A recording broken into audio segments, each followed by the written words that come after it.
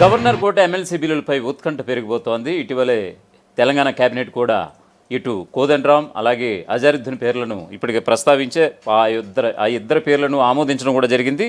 ఎమ్మెల్సీల file మీద కూడా Raj Bhavan stamp పడుతుందా లేదా అన్నటువంటి ఉత్కంఠ ఏర్పడినటువంటి తరుణంలో నిజంగా అయితే ఓకే, రాజముద్ర పడకపోతే కనుక వాళ్ళ పరిస్థితి ఏమిటి అనేటువంటి మీమాంస అయితే ఇప్పుడు సర్వత్రా నెలకొంది. అయితే ఇది ఇప్పటికీ ఆమోదం లభించే అవకాశాలు ఉన్నాయి. నిజంగా గవర్నర్ జిష్ణుదేవ్ వర్మ ఆమోదం వ్యక్తం చేస్తారా లేదా అనేటువంటి కూడా ఇప్పుడు సర్వత్రా సస్పెన్స్ నెలకొంది. దీనికి సంబంధించినటువంటి పూర్తి అప్డేట్స్ ఇవ్వడానికి మా ప్రతినిధి శ్రీశైలం ఫోన్ లైన్లో అందుబాటులో ఉన్నారు. శ్రీశైలం, చెప్పండి, గవర్నర్ ఆమోదముద్ర వేసే అవకాశాలు ఉన్నాయా లేదా? ఎందుకంటే ఇప్పటికే చాలా గవర్నర్ వద్దకు పంపించినటువంటి బిల్లులు ఇప్పటికే చాలా పెండింగ్లో ఉన్నటువంటి పరిస్థితి.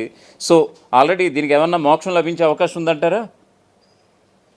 ఎగ్జాక్ట్లీ రాధాకృష్ణ, ఏదైతే ప్రొఫెసర్ కోదండరాం కావచ్చు, అజారుద్దీన్ పేర్లు కావచ్చు, ఈ రెండు కూడా క్యాబినెట్ ఆమోదం ముద్ర వేసినాయి. ఆమోద ముద్ర తర్వాత ఈ రెండు పేర్లను గవర్నర్ కు పంపించడం జరిగింది. సో ఈ నేపథ్యంలోనే మరి ఈ రెండు పేర్ల మీద రాజముద్ర పడుతుందా పడదా అనేటువంటి ఒక టెన్షన్ అటు అజారుద్దీన్ కు ఇటు కోదండరామ్ కి ఇద్దరితో పాటు ఇతర అభిమానులకు సైతం ఉన్నటువంటి పరిస్థితి. అయితే ఈ నేపథ్యంలోనే తెలంగాణ గవర్నర్ జిష్ణుదేవ్ వర్మ అత్యంత కీలకమైనటువంటి బిల్లులను ఇంకా ఆమోదించకుండా పెండింగ్ లో పెట్టడంపై కొత్త అనుమానాలు పెరుగుతా ఉన్నాయి. ఇప్పటికే ప్రభుత్వ చట్టసభలో 5 బిల్లుల్ని ఆమోదించి గవర్నర్ కు పంపించింది. బీసీలకు స్థానిక సంస్థలో ఉన్నటువంటి 50% నిబంధనలు ఎత్తివేస్తూ రిజర్వేషన్ పెంచేందుకు ఉద్దేశించిన పంచాయతీరాజ్ సవరణ బిల్లు కావచ్చు, అదేవిధంగా దాన్ని అసెంబ్లీలో ఏకగ్రీవంగా ఆమోదం పొందినటువంటి తీర్మానం చూస్తాం. అయితే వాటికి వెంటనే స్టాంపు వేయకుండా ఆమోదించే ముందు న్యాయ సలహా తీసుకోవాలని ఇక గవర్నర్ జిష్ణుదేవ్ వర్మ ఆలోచన చేస్తున్నట్టు తెలుస్తుంది. ప్రస్తుతం ఆ ప్రక్రియ కూడా కొనసాగుతున్నట్టు కనిపిస్తుంది రాధాకృష్ణ. అయితే కొత్త మున్సిపాలిటీ ఏర్పాటు కావచ్చు అండ్ విస్తరణ బిల్లులకు మాత్రమే రాజ్భవన్ రీసెంట్ గా ఆమోద ముద్ర పడింది.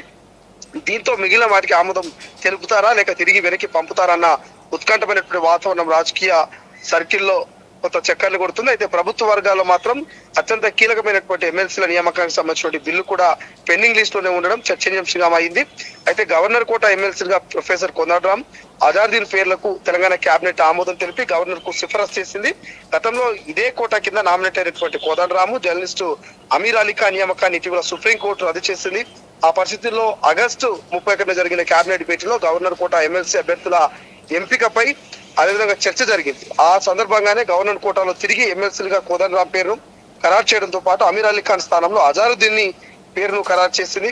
ఆ ఫైల్ ని గవర్నర్ కు తిరిగి పెండింగ్ లో పెట్టడంతో ఏం జరుగుతుందన్న ఒక ఉత్కంఠ వాతావరణం అయితే ప్రస్తుతం మనకు కనిపిస్తుంది. అయితే కాంగ్రెస్ వర్గాల్లో మాత్రం తెలంగాణ ఉద్యమ సమయంలో అత్యంత కీలక పాత్ర పోషించిన ప్రొఫెసర్ కోదండరాం సేవలకు గుర్తుగా ఆయన ఎట్టి పరిస్థితులను చట్టసభకు పంపాలని పట్టుదల ఉన్నట్టుగా తెలుస్తుంది. రీసెంట్ గా ఉస్మానియా యూనివర్సిటీలో జరిగినటువంటి కార్యక్రమంలో తెలంగాణ రాష్ట్ర ముఖ్యమంత్రి రేవంత్ రెడ్డి కూడా కొన్ని సంచలన వ్యాఖ్యలు చేశారు. కోదండరాం ని ఎమ్మెల్సీగా కొంతమంది చూసి ఓర్వలేకపోతున్నారు, కోర్టులకు పోయి ఆయన ఎమ్మెల్సీని రద్దు చేయాలని చూస్తున్నారు. ఏది ఏమైనా 15 రోజుల్లో ఎమ్మెల్సీగా మళ్ళీ కోదండరాం ను చేస్తామంటూ కూడా రీసెంట్ గా ముఖ్యమంత్రి చేసిన వ్యాఖ్యలు కాస్త చర్చనీయాంశంగా మారడం, ఆ తర్వాత అనూహ్యంగా అజారుద్దీన్ పేరును ఎమ్మెల్సీగా ప్రపోజల్ గవర్నర్ కు పంపించడం, ఇవన్నీ చూస్తూ ఉంటాయి. అంటే మైనార్టీ కోటాలో కేబినెట్ లోకి తీసుకుంటారు అజారుద్దీన్ అనేటువంటి ఒక చర్చ ప్రచారం సైతం జరిగింది.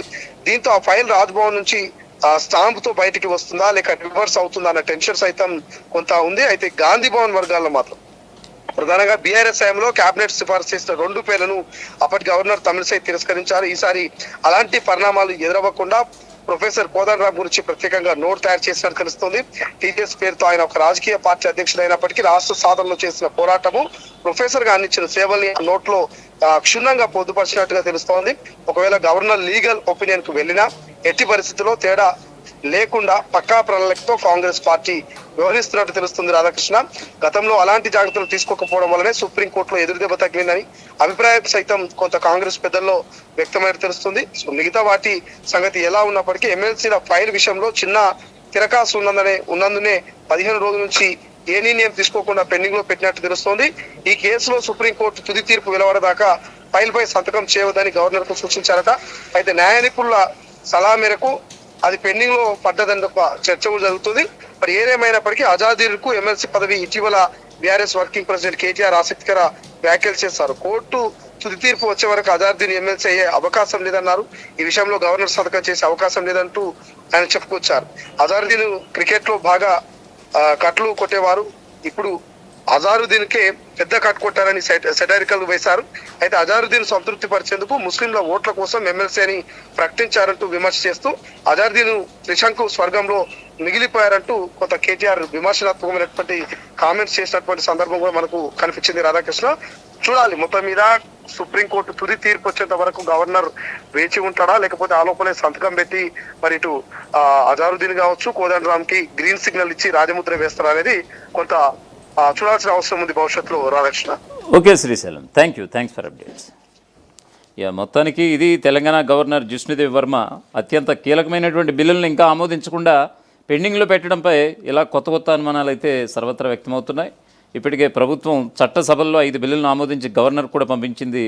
బీసీలకు స్థానిక సంస్థల్లో ఉన్నటువంటి 50% నిబంధనను ఎత్తివేస్తూ రిజర్వేషన్స్ పెంచేందుకు ఉద్దేశించినటువంటి పంచాయతీరాజ్ సవరణ బిల్లు అసెంబ్లీలో ఏకగ్రీవంగా ఆమోదం పొందింది. అయితే వాటికి వెంటనే స్టాంప్ వేసేయకుండా ఆమోదించే ముందు న్యాయ సలహా తీసుకోవాలని నిర్ణయించారట గవర్నర్ జిష్ణుదేవ్ వర్మ.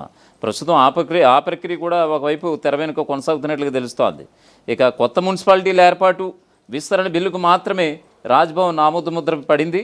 దీంతో మిగిలిన వాటికి ఆమోదం తెలుపుతారా లేక తిరిగి వెనక్కి పంపుతారా అన్నది ఉత్కంఠ పెరుగుతోంది నిజంగా ప్రభుత్వ వర్గాల్లో. ఇక అత్యంత కీలకమైనటువంటి ఎమ్మెల్సీల నియామకానికి సంబంధించినటువంటి బిల్లు కూడా పెండింగ్ లిస్టులోనే ఉంచడం ఇప్పుడు సర్వత్రా చర్చకు దారితీసింది. గవర్నర్ కోట ఎమ్మెల్సీలుగా ప్రొఫెసర్ కోదండరామ్, అజారుద్దీన్ పేర్లకు తెలంగాణ కేబినెట్ ఆమోదం తెలిపింది. గవర్నర్ కూడా సిఫారసు చేసింది. గతంలో ఇదే కోటా కింద నామినేట్ అయినటువంటి కోదండరామ్, జర్నలిస్ట్ అమీర్ ఖాన్ నియామకాన్ని ఇటీవల సుప్రీంకోర్టు రద్దు చేసినటువంటి విషయం అందరికీ తెలిసిందే. ఆ పరిస్థితుల్లో ఆగస్టు 31 జరిగినటువంటి కేబినెట్ భేటీలో గవర్నర్ కోట ఎమ్మెల్సీ అభ్యర్థుల ఎంపికపై కూడా చర్చ జరిగింది. ఈ సందర్భంగానే గవర్నర్ కోటాలో తిరిగి ఎమ్మెల్సీలుగా కోదండరామ్ పేరును ఖరారు చేయడంతో పాటు అమీర్ అలీ ఖాన్ స్థానంలో అజారుద్దీన్ ఖరారు చేసింది. ఆ ఫైల్ని గవర్నర్ తిరిగి పెండింగ్లో పెట్టడంతో ఏం జరుగుతుందోనన్న ఉత్కంఠ అయితే పెరుగుతోంది ఇటు కాంగ్రెస్ వర్గాల్లో.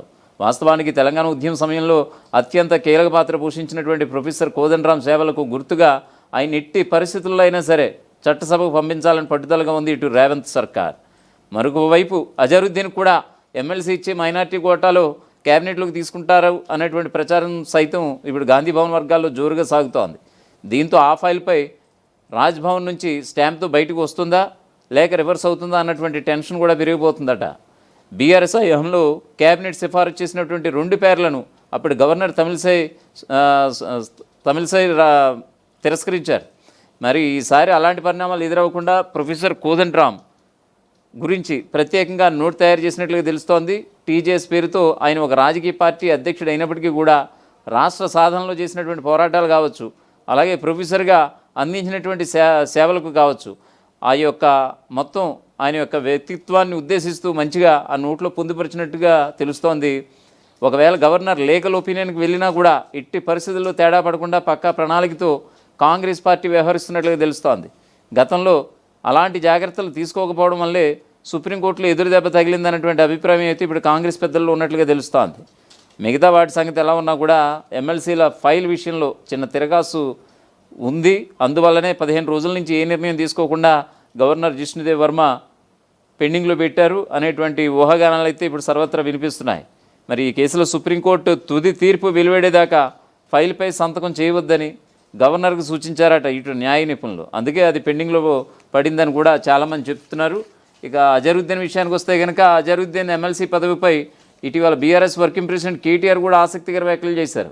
అసలు అజరుద్దీన్కి ఎమ్మెల్సీ పదవి వచ్చే అవకాశాలు చాలా శూన్యం, అసలు వచ్చే అవకాశాలు లేవు. ఎందుకంటే సుప్రీంకోర్టు కోర్టు పరిధిలో ముడిపడి ఉన్నందున ఖచ్చితంగా ఆయనకు కూడా వచ్చే అవకాశాలు లేవని ఆయన కొన్ని గంటల క్రితమే మీడియాతో చిట్చాట్ సందర్భంగా ఆయన మాట్లాడడం కూడా జరిగింది. దీంతో అనేక అనుమానాలు ఆయనకు కూడా వచ్చినటువంటి సందర్భం అజరుద్దీన్కే. కోర్టు తుది తీర్పు వచ్చే వరకు అజరుద్దీన్ ఎమ్మెల్సీ అయ్యే అవకాశం లేదన్నారు. ఈ విషయంలో గవర్నర్ సంతకం చేసే అవకాశం లేదని అనుకుంటున్నట్లుగా కేటీఆర్ తనదైన శైలిలో జోస్యం కూడా చెప్పుకొచ్చారు. ఇక అజరుద్దీన్ క్రికెట్లో బాగా కట్టలు కొట్టేవాడు, ఇప్పుడు అజరుద్దీన్కే పెద్ద కట్ కొట్టేశారని ఫైర్ అవుతున్నారు ఇప్పుడు కాంగ్రెస్, ఇప్పుడు BRS working president KTR. Azharuddin సంతృప్తిపరిచేందుకు ముస్లింల ఓట్ల కోసం ఎమ్మెల్సీ అని ప్రకటించారని కూడా విమర్శిస్తున్నారు కేటీఆర్.